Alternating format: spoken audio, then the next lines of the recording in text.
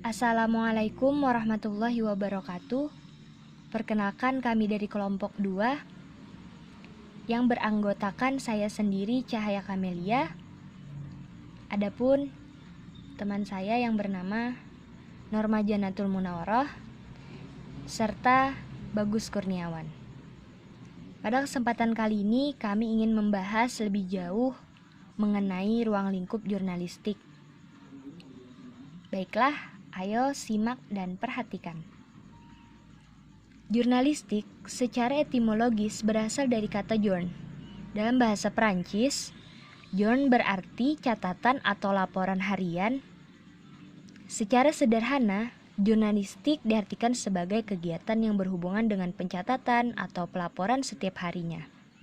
Jurnalistik merupakan kegiatan penyampaian berita atau news dan pendapat atau opinion melalui media massa yang disebut media massa periodik.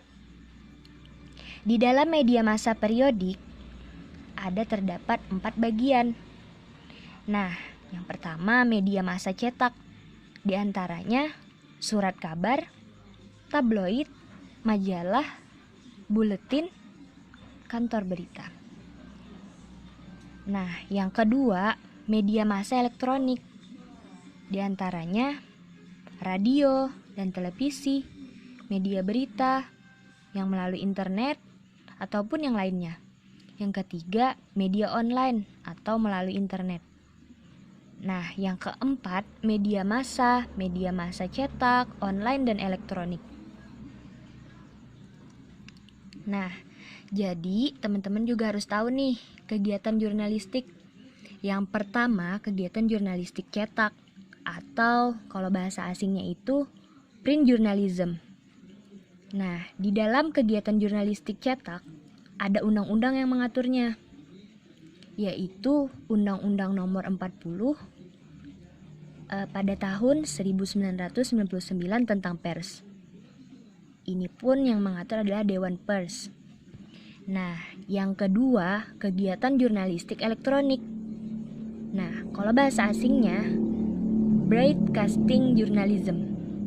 Nah, ada juga undang-undang yang mengatur kegiatan jurnalistik elektronik ini, guys. Nah, yaitu Undang-Undang Nomor 32 Tahun 2002 tentang penyiaran. Ini juga diatur oleh Komisi Penyiaran. Nah, selanjutnya kegiatan jurnalistik online itu juga diatur oleh undang-undang, guys. Nomor 40 pada tahun 1999 tentang pers. Nah, yang keempat, media massa. Semua kegiatan jurnalistik baik untuk media cetak, elektronik maupun online tunduk pada ketentuan kode etika jurnalistik. Wah, menarik sekali. Nah, jadi kegiatan jurnalistik itu yang pertama, mencari dan mengumpulkan bahan berita dan pendapat. Yang kedua, mengolah dan menyunting atau mengedit berita dan pendapat. Yang ketiga, menyajikan berita dan pendapat dalam media massa seperti surat kabar, tabloid, majalah, radio televisi, dan online. Nah, jadi dengan demikian, semua orang yang melaksanakan tugas mencari, mengumpulkan, mengolah, menyunting, dan menyajikan berita, serta pendapat untuk media massa periodik disebut wartawan atau jurnalis.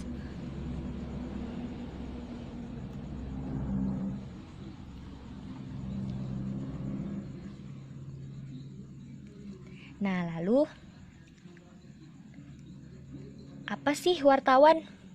Jadi, wartawan adalah yang melaksanakan tugas mencari dan mengumpulkan bahan berita dan pendapat. Ada 3 sebutan wartawan, yaitu yang pertama, reporter, yang kedua, koresponden, yang ketiga, kontributor. Lalu apa sih reporter? Jadi, reporter adalah mencari dan mengumpulkan bahan berita di dalam dan atau sekitar kota tempat media massa yang bersangkutan. Yang kedua, koresponden, mencari dan mengumpulkan berita di luar daerah atau di luar negeri. Wah, keren ya. Yang ketiga, ada kontributor, yaitu mencari dan mengumpulkan berita atas inisiatif sendiri guys, dan dibayar sesuai kontribusinya. Materi selanjutnya saya langsung saja akan menyampaikan tentang nama lain wartawan dan macam-macam tugasnya. Wartawan yang melaksanakan tugas mengolah, menyunting, dan menyajikan berita dan berpendapat disebut redaktor atau editor. Ada juga yang menyebutnya penanggung jawab rubrik. Wartawan yang mengkoordinir tugas para redaktor disebut redaktor pelaksana atau managing editor. Selanjutnya, wartawan yang memimpin seluruh tugas redaksional dan tanggung jawab atas seluruh isi redaksional disebut pemimpin redaksi. Selanjutnya, orang yang bertugas mengurus administrasi redaksional disebut sekretaris redaksi. Lanjut kepada redaktur. Redaktur bertugas melaksanakan kegiatan redaksional dalam menulis, mengedit, dan menyajikan berita dan pendapat dalam media massa sesuai bidang tugas yang menjadi tanggung jawabnya. Biasanya pembagian tugas dilakukan berdasarkan bidang masalah, misalnya redaktor ekonomi, redaktor politik, redaktor iptek, dan lain sebagainya. Nah, jadi adapun tugas redaktur. Yang pertama, bertanggung jawab untuk mengadakan berita atau pendapat yang akan dimuat. Yang kedua, menentukan pemuatan berita atau pendapat yang sesuai ruang yang tersedia. Atau kecuali untuk berita utama harus ada persetujuan yang disebut repdal atau film right. Yang ketiga, mengedit berita atau pendapat yang masuk, yaitu memperbaiki bahasa, membuang fakta yang tidak relevan, menambah fakta baru yang relevan, menggabungkan beberapa berita menjadi satu, serta menulis ulang berita. Yang keempat, redaktur malam atau contoh Kompas berhak memutuskan untuk stop press. Yang kelima, redaktur televisi atau radio juga bisa memutuskan untuk menyetop siaran lain dan menyiarkan breaking news. Selanjutnya, syarat redaktur. Pertama, redaktur biasanya sudah bekerja sebagai wartawan lebih dari 2 tahun dan pernah menunjukkan prestasi sebagai reporter. Terus, secara umum, syarat menjadi redaktur itu memiliki minat yang tinggi di bidang tugas tersebut. Artinya, tidak harus sesuai dengan latar pendidikan. Selanjutnya, memiliki akses sangat baik ke sumber berita. Yaitu akses yang baik ke sumber berita itu akan memudahkan redaktur dalam memperoleh informal secara cepat.